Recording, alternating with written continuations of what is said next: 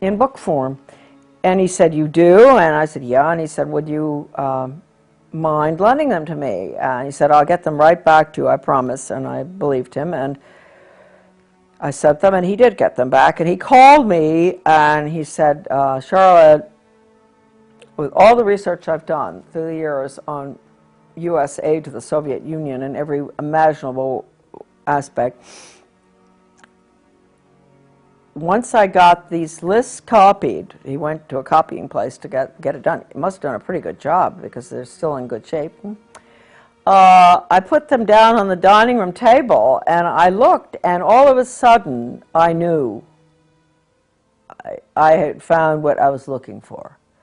I'd found the names of the people involved in the foreign affairs of the United States, especially in the transfer of secrets and weapons, etc., and nuclear stuff to the Soviet Union, and banking as well as banking. And he said, and he also mentioned Hitler.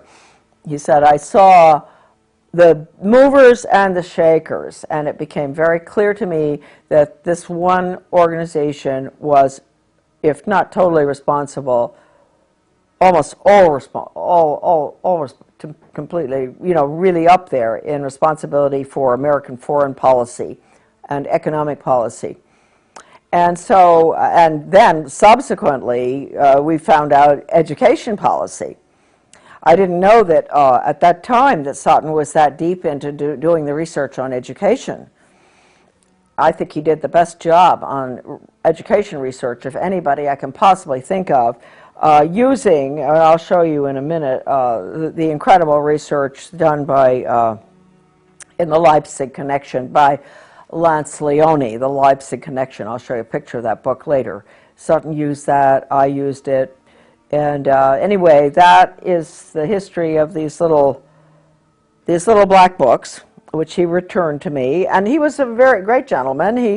He said, I really didn't ask him to keep my name private, but he decided on his own not to let anybody know where he got them from. And evidently, when after my father died, he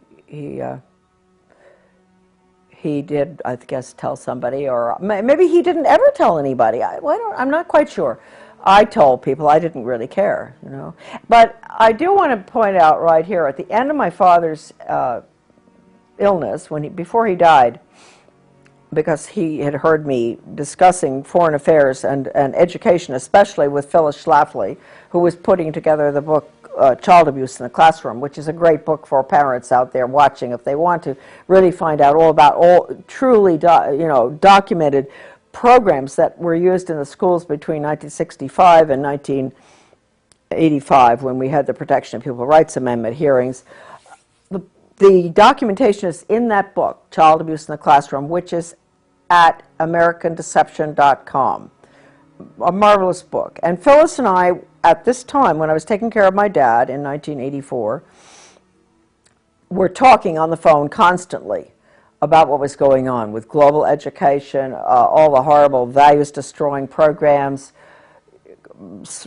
role-playing psychodrama, the worst stuff, death education, survival games where the kids have to decide who's going to be allowed in the lifeboat and who isn't, depending on what your category is in life.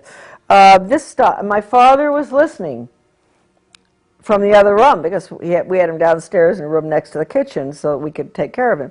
And so he must have had some, I think I brainwashed him. I think I brainwashed my father at the end of his life, because a week before he died, he looked at me. First of all, I said, did he want to read the New York Times? He was not, he really was at the point where he didn't read much. And I gave it to him, and he just threw it on the floor. He was lying in bed. He threw it on the floor, and he said, if I had more time, I'd help you.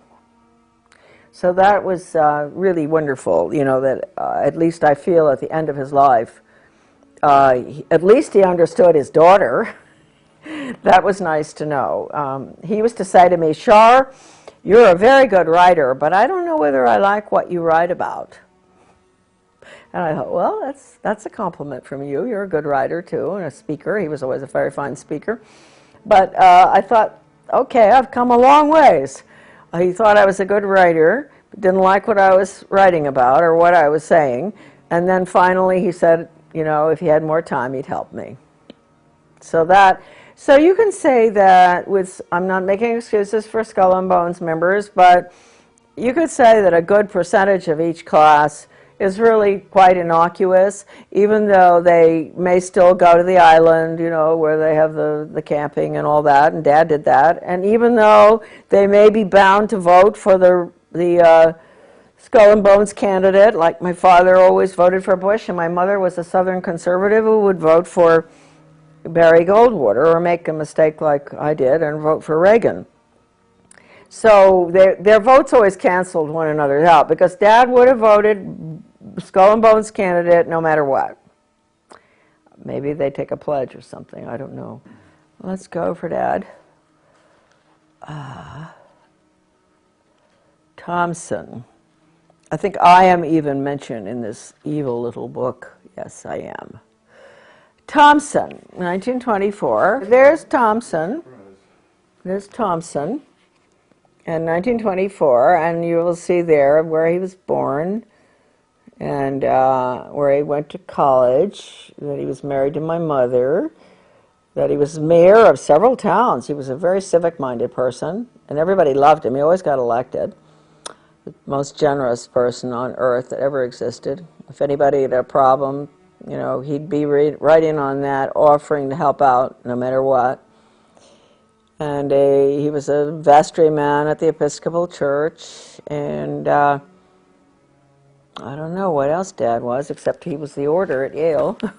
Anyway, did you get that picture okay? I did. I could even see your name on there. Oh, good. So it says 1924, law retired, born January 3rd, 1903, Johannesburg, South Africa, where he resided, Moseley Road, Far Hills, New Jersey, worked at Appleton, Rice and Pear, New York, counsel and director, SEBA Corporation, 4664, mayor, Sands Point, New York, 40 to 47, member, Township Committee, Mendham, New Jersey, 61 to 71, married June 4, 1927, Charlotte Dyer, and daughter, Victoria Romig, and Charlotte.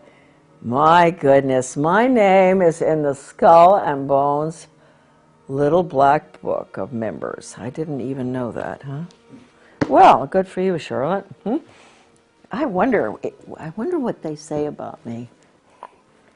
Oh, they're so all to themselves. They probably don't even know about me. They probably don't even know about Dad anymore. So now we have, oh, this is an interesting one here. Oh, look at all these bushes. Bush, bush, bush, bush, bush, bush. How about it? Let me give you there we are, look. Bush, 1948, George Herbert Walker. Well, we're going to, oh, my representative to the UN, chairman of the Republic. This is a good one. George Herbert Walker, born in, you know, he must have graduated in 1948, right? And born 1924 in Milton, Massachusetts, director CIA, Washington, D.C., residence in Washington, and President and Chairman Zapata Offshore Company, 58 to 66, member U.S. Congress, 67-70, U.S. Permanent Rep to the United Nations, Ambassador, 71 to 72, Chairman, Republican National Committee, 73-74, boy, he doesn't give up, does he? Chief U.S. Liaison Office, Peking People's Republic of China, 74-75, Lieutenant, junior grade, U.S. Navy, 42-45, 3 air medals, married January 6 to Barbara, 1945, children, George W., 1968, John E., Neil M., Marvin P., and Dorothy. Yep, okay. Then we have,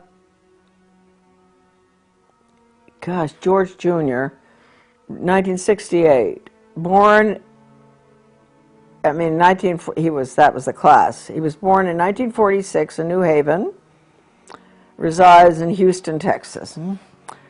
That's all they have for him. Oh, this is an old book, see? Yeah, okay. Then James, I never knew about James, did you?